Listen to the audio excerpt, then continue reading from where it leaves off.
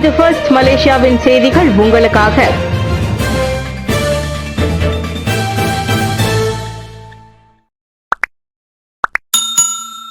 3 மாத குழந்தை பாலியல் வன்கொடுமை, கற்பனைக்கே எட்டாத கொடூரம். உள்துறை அமைச்சர் வேதனை.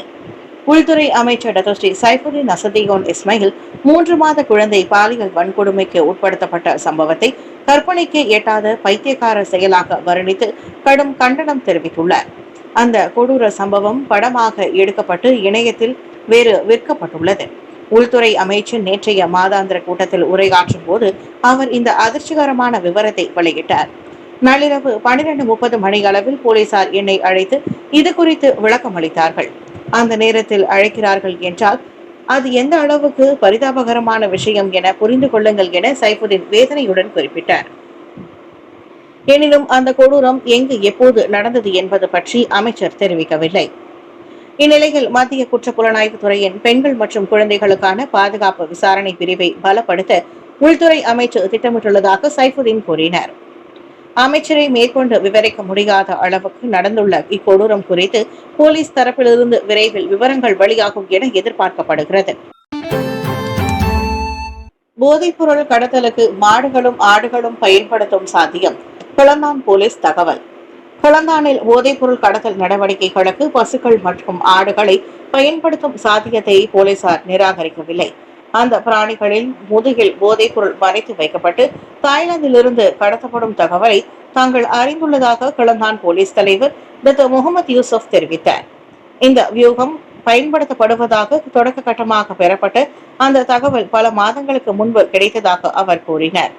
தாய்லாந்தில் இருந்து இங்கு கொண்டு வரப்படும் பசுக்கள் 2 வாரங்களுக்கு முன்பே தனிமைப்படுத்தப்படும் என்றும் பசுவின் உரிமையாளர் பிராணிகளுக்கு உணவளிப்பதற்கு பொறுப்பேற்க வேண்டும் என்றும் தனக்கு தகவல் கிடைத்துள்ளதாக அவர் தெரிவித்தார். எனவே இந்த சூழ்நிலையின் அடிப்படையில் மாடுகள் மற்றும் ஆடுகளின் முதுகுகளில் போதைப்பொருள் மறைக்கப்பட்டு இங்கு கடத்தப்படுவதற்காக சாத்தியக்கூறுகளை நாங்கள் நிராகரிக்கவில்லை. பசுவின் உரிமையாளர் என இடைத்தரகராக மட்டுமல்லாமல் போதைப்பொருள் கடத்தல் நடவடிக்கைகளையும் திட்டமிட்டு நடத்துவதற்கான சாத்தியக்கூறுகள் இருப்பதாக முகமது யூசுப் தெரிவித்தார். எனவே இதனை தடுப்பதற்கான உளவு நடவடிக்கை அதிகரிப்பதோடு கால்நடை சேவைகள் துறையுடன் ஒத்துழைப்போம் என்றும் முகமது யூசுப் கூறினார். காணாமல் போன மியான்மர் மாணவர் உயிரிழப்பு UCSI பல்கலைக்கழகம் உறுதி செய்தது. ஜூலை 9ஆம் தேதி காணாமல் போனதாக கூறப்பட்ட கட்டடக்கலை மாணவர் சிது ஹோபான் மாவ் மரணமடைந்திருப்பதை UCSI பல்கலைக்கழகம் உறுதிப்படுத்தியுள்ளது. மியான்மரை சேர்ந்த சித்துவின் மறைவுக்கு பேஸ்புக் பதிவு வாயிலாக அது இரங்கல் தெரிவித்தது. சித்துவின் மனப்பான்மை, அர்ப்பணிப்பு மற்றும் தன்னை சுற்றி உள்ளவர்களுக்கு அவர் கொண்டு வந்த மகிழ்ச்சிக்காக அவர் நினைவு கூறப்படுவார் என UCSI கூறியது. அப்பல்கலைக்கழகத்திலிருந்து காணாமல் போன வெளிநாட்டு மாணவர் குறித்து புகார் கிடைத்ததாக செராஸ் போலீஸ் முன்னதாக கூறியிருந்தது. சித்துவை தொடர்பு கொள்ள முடியாததால் பல்கலைக்கழக நிர்வாகம் அப்புகாரை செய்திருந்தது. இந்நிலையில் அவர் உயிரிழந்துள்ளார். ஆனால் அது எப்படி ஏற்பட்டது என்பது குறித்த தகவல் இல்லை. 2ஆம் ஆண்டு மாணவரான சித்து கடைசியாக ஜூலை 9ஆம் தேதி செராஸ் தாமன் கனாட் அங்காசா கான்ட்ரா அடுக்குமாடியில் உள்ள அவரது வாடகை வீட்டில் காணப்பட்டார். அமெரிக்காவில் கரும்பு சர்க்கரையை பயன்படுத்த கொக்கோ கோலா இணக்கம். ட்ரம்ப் அறிவிப்பு. அமெரிக்காவில் தனது பானங்களில் கரும்பு சர்க்கரையை பயன்படுத்த கொக்கோ கோலா ஒப்புக்கொண்டுள்ளதாக அதிபர் டொனால்டு ட்ரம்ப் அறிவித்துள்ளார். கொக்கோ கோலா நிறுவனத்துடன் பேச்சுவார்த்தைகளின் பலனாக இது சாத்தியமானதாக அவர் சொன்னார். இதற்காக கொக்கோ கோலா நிர்வாகத்துக்கு நன்றி தெரிவிக்க விரும்புவதாக தனது ட்ரூத் சோஷியல் சமூக ஊடக பதிவில் அவர் கூறினார். இந்நிலையில் கரும்பு சர்க்கரை கலக்கப்பட்ட கொக்கோ கோலாவின் புதிய தயாரிப்புகள் குறித்து விரைவில் அறிவிப்போம் என அந்நிறுவனம் கூறியது. அமெரிக்க சந்தைக்காக தயாரிக்கப்படும் கொக்கோ கோலா பானங்கள் பொதுவாக கார்ன் சிரப் எனப்படும் சோள சர்க்கரை நீரால் சுவையூட்டப்படுகின்றன. ஆனால் பிற நாடுகளில் இதற்கு பதிலாக கரும்பு சர்க்கரை பயன்படுத்தப்படுகிறது. இந்நிலையில் ட்ரம்ப் நிர்வாகத்தின் மகா எனப்படும் மேக் அமெரிக்கா ஹெல்தி அகெயின், அதாவது அமெரிக்காவை மீண்டும் ஆரோக்கியமாக்குவோம் திட்டத்தின் ஒரு பகுதியாக கொக்கோ கோலா நிறுவனத்துடன் இப்பேச்சுவார்த்தை நடத்தப்பட்டுள்ளது. அமெரிக்காவின் அதிக சர்க்கரை உணவுகளை பயன்படுத்துவதாக பரவலாக விமர்சனங்கள் உள்ளன. விஷம் குடித்து மகள் மரணம், பள்ளியின் அலட்சியமே காரணம் என பெற்றோர் குற்றச்சாட்டு. பிளானில் பள்ளியில் விஷம் குடித்து உயிரிழந்ததாக கூறப்படும் 17 வயது மாணவியின் பெற்றோர் பள்ளி நிர்வாகத்தின் பொறுப்பற்ற செயலை சுட்டிக்காட்டி மகளுக்கு நீதி கேட்கின்றனர். மே 27ஆம் தேதியன்று நடந்த சம்பவத்தில் பள்ளி ஊழியர்கள் அவசர உதவி வழங்காமல் ஆம்புலன்ஸ் வண்டி வரட்டும் என காத்திருக்க முடிவு செய்ததாக மாணவியின் தந்தை எம் கோபாலன், தாய் பி மகேஸ்வரி ஆகியோர் குற்றம் சாட்டினர். அருகில் உள்ள கிளினிக்கிற்கு மாணவியை அழைத்து செல்லக்கூடிய நிலையில் எஸ்ஓபி நடைமுறைகளை சுட்டிக்காட்டி பள்ளி அவ்வாறு செய்யவில்லை என கோபாலன் நேற்றைய செய்தியாளர் சந்திப்பில் கூறினார். ஆம்புலன்ஸ் வரும் வரை முதலுதவி சிகிச்சை கூட வழங்கவில்லை என்றார் அவர். இது ஒரு மாரடைப்பால் இருந்திருந்தால் கூட அதை ஏற்றுக்கொண்டிருப்பேன். ஆனால் எஸ்ஓபி வடிவில் என் மகளை இன்று பறிகொடுத்து நிற்கிறேன் என அவர் வேதனையுடன் குறிப்பிட்டார். பள்ளி முதல்வரோ அல்லது வகுப்பு ஆசிரியரோ மகளை மருத்துவமனைக்கு அழைத்து செல்லலாமா என்று கேட்டிருந்தால் நான் உடனே ஒப்புக்கொண்டிருப்பேன் என்றார் அவர். பள்ளி இடைவெளியின் போது சம்பந்தப்பட்ட மாணவி 3 சக மாணவர்களுடன் வகுப்பறையில் விஷம் குடித்ததாகவும் பின்னர் வாயில் நுரை தள்ளி மயங்கி விழுந்ததாகவும் கூறப்படுகிறது. நியூயார்க் ஏலத்தில் புதிய வரலாற்று பதிவு. 4.3 மில்லியன் USDக்கு விற்கப்பட்டதாக செவ்வாய் கிரக பாறை. நேற்று நியூயார்க் சொதிப்ஸ் நகரில் நடைபெற்ற ஏலத்தில் செவ்வாய் கிரகத்திலிருந்து பூமிக்கு வந்த பாறைகள் 4.3 மில்லியன் அமெரிக்க டாலருக்கு விற்கப்பட்டுள்ளது. 24.5 கிலோகிராம் எடையிலான அந்த விண்கல் இவ்வளவு பெரிய தொகைக்கு விற்கப்பட்டது இதுவரை வரலாற்றில் காணாத ஒன்று என ஆய்வாளர்கள் கருத்துரைத்துள்ளனர். இந்நிலையில் அக்கல்லை வாங்கியவரின் அடையாளங்கள் ரகசியமாக உள்ளன என்றும் மேலும் அந்த விண்கல் பொது அல்லது தனியார் சேகரிப்பில் சேருமா என்பது இன்னும் தெரியப்படவில்லை என்றும் தெரிவிக்கப்பட்டுள்ளது. இந்த ஏலம் சொதிப்ஸ் நகரின் வருடாந்திர கீக் வீக் நிகழ்வின் ஒரு பகுதியாகும் என்றும் இதில் 26 மில்லியன் டாலருக்கு விற்கப்பட்ட டைனோசர் எலும்புக்கூடு மற்றும் 1.4 மில்லியன் டாலருக்கு விற்கப்பட்ட மண்டை ஓடு ஆகியவை உள்ளடங்கும் என்பதும் குறிப்பிடத்தக்கது. வர்த்தகம் செய்வதற்கான வசதிகளை மேம்படுத்துவீர், அதிகாரிகளுக்கு பிரதமர் உத்தரவு. நாட்டில் வர்த்தகம் செய்வதற்கான சூழலையும் வசதிகளையும் மேம்படுத்துமாறு பிரதமர் அதிகாரிகளை வலியுறுத்தியுள்ளார். நாட்டின் வளப்பத்தை உறுதி செய்யவும் முதலீட்டாளர்களின் நம்பிக்கையை வலுப்படுத்தவும் அது அவசியம் என டாக்டர் ஸ்ரீ அன்வர் இப்ராஹிம் கூறினார். மிக முக்கியமான மக்களின் நல்வாழ்வே எப்போதும் வளர்ச்சியின் முக்கிய உந்துதலாக இருக்க வேண்டும் என்றார் அவர். 2025 IMT உலக போட்டித்தன்மை போட்டியில் மலேசியா 11 இடங்கள் முன்னேறி இருப்பதால் நாட்டில் ஈஸ் ஆஃப் டூயிங் பிசினஸ் கலாச்சாரம் தொடர்ந்து வலுப்படுத்தப்பட வேண்டும் என்றார் அவர். IMT போட்டித்தன்மையை பட்டியலில் கடந்த ஆண்டு 34வது இடத்திலிருந்த மலேசியா இவ்வாண்டு 23வது இடத்திற்கு முன்னேறியுள்ளது.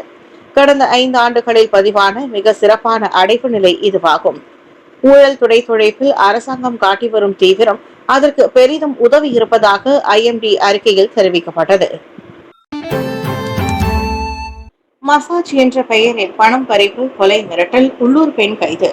கடந்த பிப்ரவரி மாதம் போலி மசாஜ் சேவைகளை வழங்குவதாக சொல்லி வாடிக்கையாளர்களிடம் பணம் பறித்து கொலை மிரட்டல்களை விடுத்து உள்ளூர் பெண்ணை தாவா போலீசார் வெற்றிகரமாக கைது செய்துள்ளனர். கேரிக் தங்கும் விடுதி ஒன்றில் பாதிக்கப்பட்டவர் மசாஜ் சேவைக்காக அப்பெண்ணை தொடர்பு கொண்ட போது முன்னதாகவே 100 ரிங்கெட் பணத்தையும் அப்பெண்ணின் வங்கி கணக்கில் பரிமாற்றம் செய்துள்ளார். வாக்குறுதி அளித்ததை போல அப்பெண் அவ்விடத்திற்கு வரவில்லை என்றும் தொடர்பு கொண்ட போது மேலும் பணம் கேட்டுள்ளார் என்றும் அறியப்படுகிறது. இந்த வழக்கு குற்றவியல் சட்டத்தின் கீழ் பதிவு செய்யப்பட்டு வரும் நிலையில் பொதுமக்கள் யாரிடமும் எளிதில் ஏமாற வேண்டாம் என்றும் அறிவுறுத்தப்பட்டுள்ளனர். MACCயின் மன்னிப்பை நிராகரித்த தியோ பெங் ஹோக் குடும்பத்தார். மலேசிய ஊழல் தடுப்பு ஆணையமான MACC கேட்ட மன்னிப்பை தியோ பெங் ஹாக் குடும்பத்தார் நிராகரித்துள்ளனர். MACCயின் அச்செயல் உள்ளபடியே எங்களை மேலும் வருத்தமடைய செய்கிறது. எங்களுக்கு தேவை அவர்களின் மன்னிப்பு அல்ல, மாறாக மர்மமான மரணத்திற்கு நீதியே என பெங் ஹாக்கின் தங்கை தியோ லீலான் கூறினார். MACC வழங்க முன்வந்துள்ள இழப்பீட்டை நிராகரிப்பதாக நேற்றைய செய்தியாளர் கூட்டத்தில் தெரிவித்த லீலான் அண்ணனின் மரணத்திற்கு தொடர்ந்து நீதி கேட்போம் என திட்டவட்டமாக கூறினார். பெங்ஹாக் உயிரிழந்த 16ஆம் ஆண்டு நினைவு நாளில் MACC நேற்று மாலை அவரின் குடும்பத்தாரிடம் மன்னிப்பு கேட்டது. அதோடு பெங்ஹாக் பிள்ளைகளின் நலன் மற்றும் கல்வி செலவுகளுக்கு பயன்படுத்த ஏதுவாக ஒரு குறிப்பிட்ட தொகையை இழப்பீடாக வழங்கவும் அவ்வாணையம் முன்வந்தது. அச்சம்பவம் ஒரு கருப்பு புள்ளி என வருணித்த MACC அதனை படிப்படியாக கொண்டு சீர்திருத்தங்களை மேற்கொள்ளவும் உறுதியளித்தது. நீதித்துறை நியமனங்கள் தொடர்பான யுகங்களை நிறுத்துவேன், பொதுமக்களுக்கு ஸ்லான்பூர் சுல்தான் அறிவுரை. நாட்டின் நீதித்துறை நியமனங்கள் தொடர்பாக யூகமான அல்லது ஆதாரமற்ற குற்றச்சாட்டுகளை முன்வைப்பதை தவிர்க்குமாறு ஸ்லாம்பூர் சுல்தான் ஷரஃபுடின் இட்ரிஸ் ஷா அனைவரையும் வலியுறுத்தியுள்ளார். முழுமையான மற்றும் சரிபார்க்கப்பட்ட தகவல்கள் இல்லாமல் யூகங்கள் அடிப்படையில் பேசுவதும் செயலாற்றுவதும் சரியல்ல. சட்ட அமைப்பின் நெறிமுறையை பாதுகாக்க இதுபோன்ற விஷயங்களை கவனமாகவும் உண்மைகளின் அடிப்படையிலுமேயே கையாள வேண்டும் என நேற்று நிறைவடைந்த மலாய் ஆட்சியாளர்கள் மன்றத்தின் 269வது கூட்டத்திற்கு தலைமை தாங்கியவருமான சுல்தான் ஷரஃபுடின் நினைவுறுத்தினர். அந்த கூட்டத்தில் விவாதிக்கப்பட்ட முக்கிய அம்சங்களில் நாட்டின் தலைமை நீதிபதி, மேல்முறையீட்டு நீதிமன்ற தலைவர் உள்ளிட்ட முக்கிய நீதிபதிகளின் நியமனங்களும் அடங்கும். சட்ட விதிகளை, குறிப்பாக முக்கிய நீதிபதிகளை நியமிப்பதற்கான நடைமுறையை கோடிட்டு காட்டும் கூட்டரசு அரசியலமைப்பு சட்டத்தை கடைபிடிப்பதன் முக்கியத்துவத்தை அக்கூட்டத்தில் தாம் வலியுறுத்தியதாகவும் அவர் சொன்னார். விசாரணையில் அதிருப்தி, தியோ பெங் ஹாக் குடும்பத்திடம் தலைவணங்கிய டிஏபி தலைவர்கள். முன்னாள் அரசியல் செயலாளர் தியோ பெங் ஹாக் குடும்பத்தாரிடம் மரியாதை மற்றும் துக்கத்தின் அடையாளமாக டிஏபி தலைவர்கள் இன்று தலைவணங்கினர். அதே நேரத்தில் பெங் ஹாக்கின் மரணம் குறித்த விசாரணையில் தாங்களும் ஏமாற்றம் அடைந்ததாக அவர்கள் ஒப்புக்கொண்டனர். டிஏபி பொதுச் செயலாளர் ஆந்தோனி லோக், உதவி தலைவர் தியோனி சிங், ஸ்லாங்பூர் டிஏபி தலைவர் இங்ஸி ஹான் மற்றும் பெங் ஹாக்கின் முன்னாள் முதலாளி யான் யாங் ஹியான் வா ஆகியோர் கட்சி தலைமையகத்தில் நடந்த செய்தியாளர் சந்திப்பில் முடிவில் சுமார் 30 வினாடிகள் தலைவணங்கினர். என்ற போதிலும் மலேசிய ஊழல் தடுப்பு ஆணையமான MACC வாயிலாக அரசாங்கம் வழங்க முன்வந்துள்ள கருணை தொகையை ஏற்றுக்கொள்வது குறித்து பரிசீலிக்குமாறு பெங் ஹாக்கின் குடும்பத்திடம் ஆந்தோனி லோக் வேண்டுகோள் விடுத்தார். அதில் அரசாங்கம் எந்த ஒரு நிபந்தனைகளையும் விதிக்கவில்லை. எனவே பெங் ஹாக்கின் மரணத்திற்கு நீதி கேட்டு தொடர்ந்து போராட எந்த தடையும் இல்லை என்றார் அவர்.